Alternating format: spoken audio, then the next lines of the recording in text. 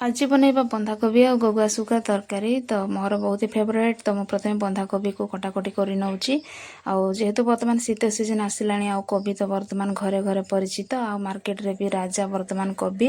ଆଉ ଆଜି ଆମର କୋବି ଆସିଥିଲା, ଯେହେତୁ ମୁଁ ଟିକେ ରାନ୍ଧି ଦେଉଛି ଆଜି ଶୁଖୁଆ ଦେଇକି ତାକୁ। ଆଉ କୋବିକୁ କଟାକଟି କରିକିନା ପାଣିରେ ତାକୁ ଆଗେ ଧୋଇବା ପାଇଁ ରଖିଦେଲି। ତାପରେ ଗୋଗୁଆ ଶୁଖୁଆକୁ ବି ପାଣି ଦେଇକିନା ବତୁରେଇ ଦେଲି।